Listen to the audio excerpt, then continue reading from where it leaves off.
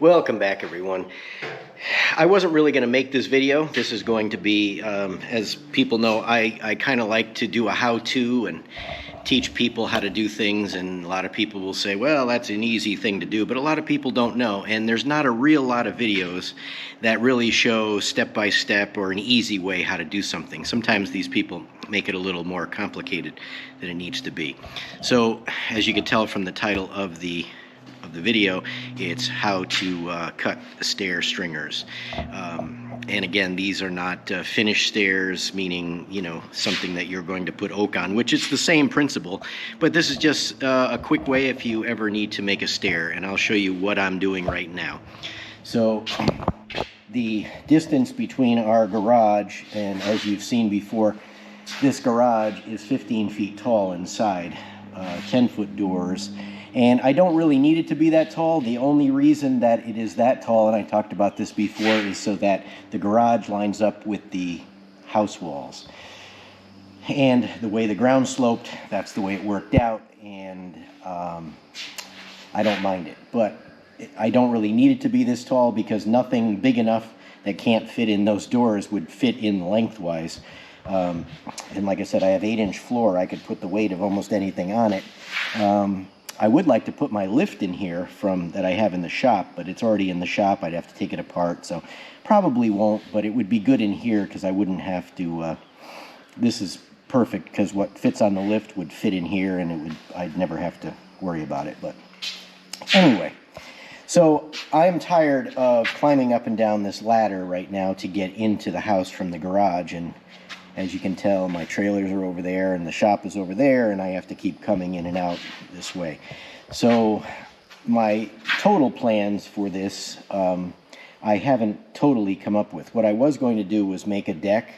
So it's going to be one step down, a deck, because there's our entrance into the crawl space right there. I was going to have the deck come just a little past there and have stairs come down in this direction.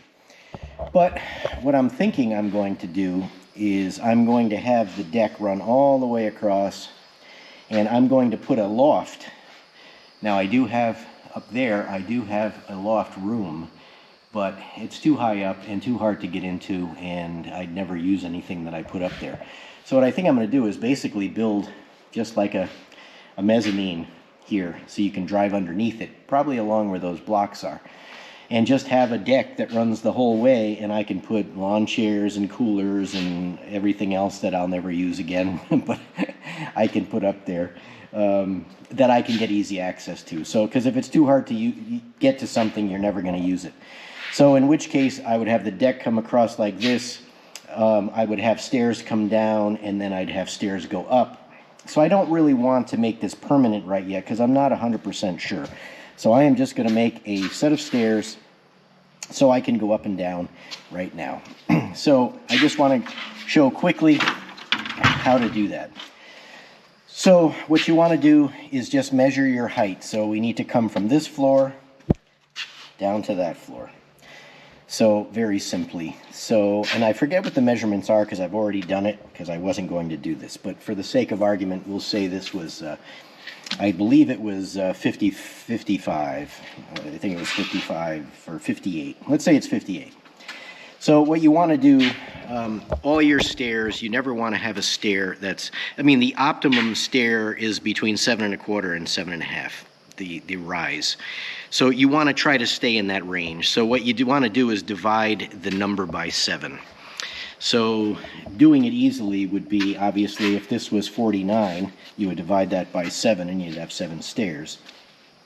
So what I'm doing is I'm not going to continue the stair. It's not going to be one step here and then down. It's going to be step down here. So I'm taking 7 1/2 inches roughly is kind of what I would like it to be in that vicinity. So you take that measurement, divide it by 7, and you come up with whatever the number is. So in my case, it was 7 1/4, 7 5/16 to be exact, or as Miss Wonderful would say, 7 5 lines. That's a joke, but when she read me out some measurements with calling out the number of lines, I thought that was funny. So the only thing you need to do now is framing square. 2 of them actually is the easiest way to do it. You can do it with 1, and I have stair jigs. They clamp on, so you can put them on a number, and when you put it in place, you don't have to align it. The only thing you have to do is line it up with the numbers. But you can do it without it. You don't need to do it that way. So with a stair, I'll give you the terminology of so this is the rise, all right? So, and this would be the tread. So this would be a riser, and this would be your tread. So what you want to do is, obviously, the bigger the tread, the easier it is to walk up, but it also means it's going to come out farther. And in our case, I don't want to come out too far because I don't want the stairs to come into the doorway. Not that it matters for now, but in theory, you would not want the stairs obviously sticking in your garage door portal. So these are only going to be temporary. I'm going to use scrap lumber for them. So I'm using two 2x6s. So what I am doing is, so I get my rise, which is 7 5/16, and the tread or the run is 10 inches. That will allow for a little overhang on each stair. Now this stair will not have any risers on them, meaning the back of the stairs will not be closed up. You can do that as well. And if you are going to do it, it doesn't really matter too much, because if you put something here, you're also putting it here, and it just moves everything forward. So it really doesn't, in this case, would not affect your measurements for what you do. So in this case, I set up 7 5/16 for my rise, and I set up 10 inches for my tread. So then what you do is you just set it in place like this, and you mark them. And I've already cut this one, but you need to cut the back parallel. I should have, like I said, I didn't do this on purpose. So that shows what it looked like before. So that's basically going to give you the same, cutting it, it'll give you the same depth for the overhang and all that. So you just mark it out. So you've got 7 treads. So you've got 1, so you count them down. And this is the only part, this is where most people get messed up, so this is why I kind of want to show this. So when you get to the bottom, what would be your bottom tread on the stringer? If you're using, I'm using 2x material for the treads. So you need to cut off on the bottom, you need to cut off whatever the thickness is of your tread. So in my case, it's 1.5 inches. So you take that parallel off the bottom. Otherwise, if you didn't do that, your bottom step would be 1.5 inches too big, and that's not a good thing. You never want your stair steps to be different size, because people get that cadence in their head, and when you get to the bottom, if it's bigger, they're going to fall on their face, or when they go to step up, they'll trip and fall forward onto the stairs, which I guess that's probably better to fall forward than it is to fall down. But now if you're going to put 3/4 on here, then you would only cut 3/4 off here. If you put 5/4, you get the idea. So that's basically how you make a stair tread. It's not rocket science, and it's not that hard. So I'm going to cut this out. Don't overcut. I see people all the time, they run the saw past because they want this piece to fall out. I stop at the line, and I use either a Sawzall or I call it a multi-tool, whatever the technical term for it is, where you can cut that out without cutting in, because this is really the only strength. The strength of the stringer is really only like a 2x6. Some people will do that and then take these triangles and nail them onto a 2x6. I'm not crazy about that way. I've always done it this way. I think it's better, but So hopefully that will help, and I'll take a little video of actually cutting them out and how it looks when I'm done. All right, today's choice of saw is my Stihl 56 volt cordless. You can use whatever. I prefer worm gear saws. It's got the blade on your side so you can see it. You can cut the line right on the line rather than take out the thickness of the kerf. So I don't know why more people don't use these, but they don't. But you should. But use whatever you want.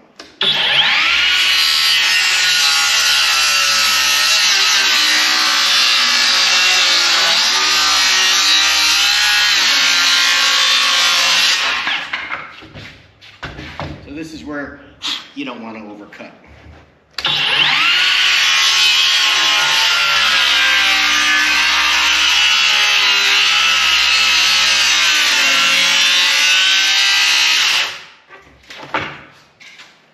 Now this is also where, if you have both types of saws, this is where the other one will come in handy, because you don't have to factor in the thickness of the kerf.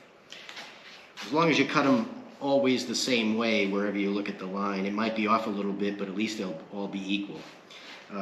Once you've been cutting for as long as I have, you don't really think about it, but if you don't do this all the time, you might want to have both kinds of saws, and then you'll be perfectly accurate.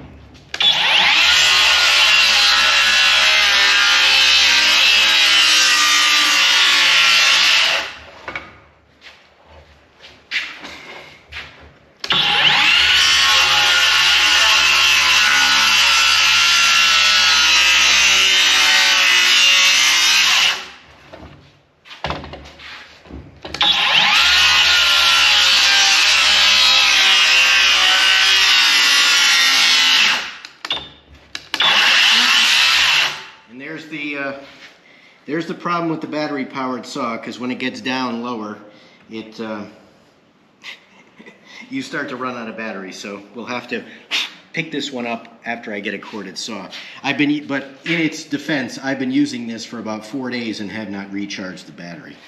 So this is a good saw. All right, here's its corded big brother. I guess you could say big brother. I don't know. That one weighs more because of the battery. This one is much lighter. Both basically the same saw, classic from quite a while. They've obviously changed it since Stihl kind of changed hands, but Stihl does make a good product. Won't say where they're from now, but you know, it's still a good product. They kind of tried to keep it going. So what I'm going to do is, and as you can see, I left my brand new horses out for the framer, the roof truss framers, to use, and in one day they totally wrecked them. I don't know what they did. I'm not quite sure. But they had wood nailed to them, and I'm not sure what they did, but this one they totally annihilated. Both sides are bent. So normally I would move this down so I don't cut through the top, because as you could probably see, those I've had for, I don't know, 35 years at least, maybe 40. I'm not sure. I have another pair that I know is 40. I can't remember which is the older or not, but they're still in good shape, and that's probably the same piece of wood that's been on there the whole time. So I'm not going to worry if I cut through this 2x4 on top a little bit, because this is going to go in the trash after this job is done. What are you going to do? All right, let's try this again. The one good thing too is with the corded saw is there is no trigger safety, which kind of is a pain, because sometimes you're in a weird position and you can't, it's like a thumb safety, and you can't push it very well. So this one is actually nicer to use. I just didn't feel like getting out the cord.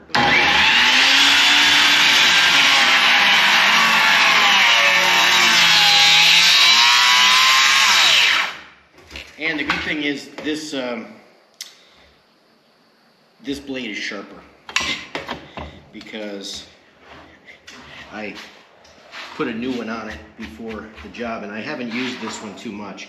and the other blade has been going through the whole job. So this one probably cuts a little bit better, but this is wet lumber. When you hear it binding, it's because some of this lumber, you know, it's got what they call a crown, and sometimes that crown actually pushes, with wet lumber, pushes in on the blade, and it causes it to sound like it's binding. Well, it is binding, but that's why it's binding, is because the wood is wet and it's got a little bit of a crown.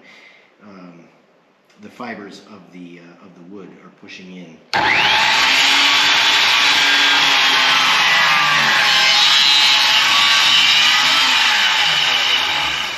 And the other thing that's better with the other one, as you can hear on that, is this doesn't have a brake. So the other one, as soon as you let off on the trigger, it stops the blade, so you don't have to wait for it to stop, which you should do, because otherwise it could kick back at you, or you could be not paying attention and you hit your leg or your finger. But that's the one good benefit to that one, other than not having a cord, obviously.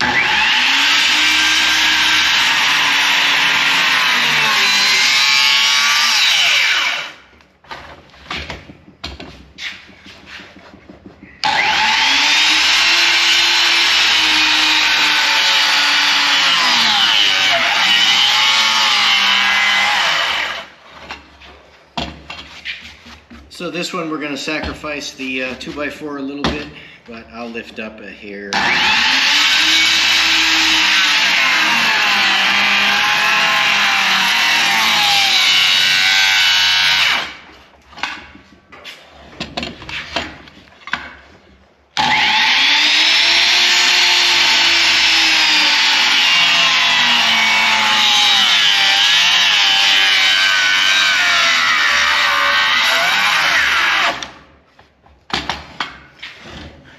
So I'm not going to cut this one off right now, just because I'm letting this hang past, and I'm going to cut that off with the Sawzall. So I'll let you see that in a separate one.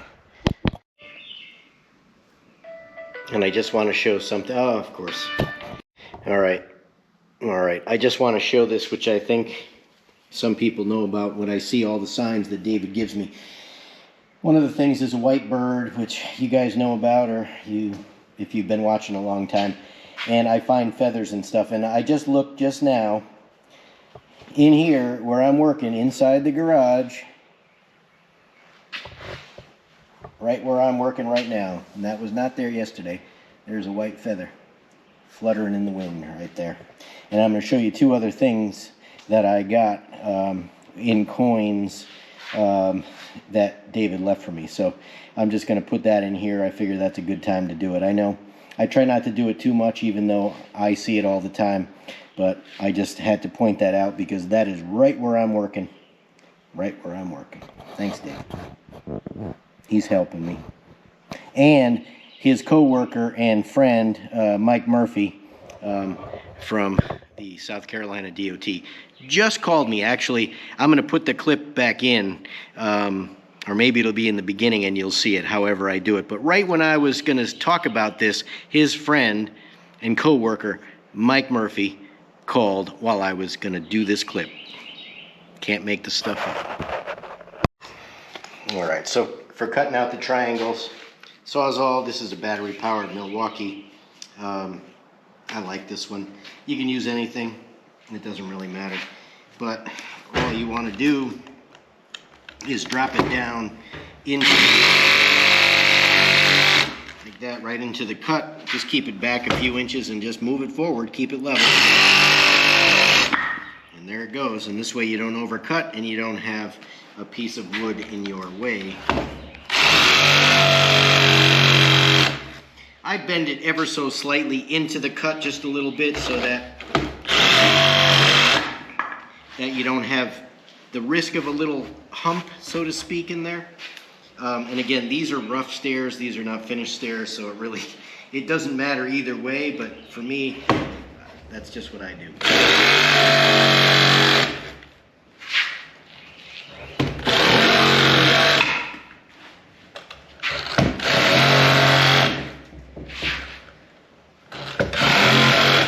And obviously the second one's easier because you don't really have to look at the line, because because you know when it drops out. So that's it. So now, again, here's my line that's up an inch and a half. So this one, it depends on whether you need the piece, if you need the piece to be longer, because this is, you could extend the second half of the, you know, your 8-foot piece. You can also cut it off right here and then cut both, or you can cut this one straight through. So again, I don't really have to worry too much because here's my 8-foot mark. So I will cut it off right here, and then you just take this piece and retrace it on this piece, and that's pretty much all there is to do with cutting a stair. So again, I hope that helped. If you have any questions on making a stair, let me know, and I'll let you know. But I'll show you what it looks like after it's installed. All right, here we are. Nice little quick project. Take an hour out of your time. Most of it is scrap. The first 2 treads are 2x10s, so they're a little bit smaller. Ultimately, that's not the way you would want to do it if you were going to leave this as permanent stairs, because you want them all to be the same. But you know, they're about an inch different total. But it doesn't matter because, like I said, this isn't going to stay here. But so the only thing that I really purchased to is the 2x12s for the stringers. That's the only thing I bought. Everything else was scrap, so didn't cost anything. And like I said, what I can do is I'll be able to use these treads again. Not the treads. I won't use the treads. I mean, I'll be able to use the stringers again when I make the stairs over here, because there'll actually even be one stair tread less than they are now, because there'll be a platform and then it would drop down. So I can reuse those again, so that's a good thing, but the rest of it is just scrap. So that's how you do it. And I didn't really show putting it together, because I guess if you can't figure out how to put it together, then you probably wouldn't be able to cut the stringers. So they're, like I said, they're just screwed in temporarily with a block. These are screwed into the wall studs straight through, so they're good. And the handrail is about 2 inches lower than I would normally make it. I just wanted it lower so when I'm carrying boxes and wire and things up in there for building purposes, that I don't worry about grabbing it or it getting in my way. So ultimately you'd want it to be, if you're going to do it, it would be up to like around 39 inches to the top, which would be about 3 inches higher than I made it. So that is that. So all right, hopefully you guys found that helpful. If you have any questions, let me know. And as usual, thanks for watching. Catch you on the next one.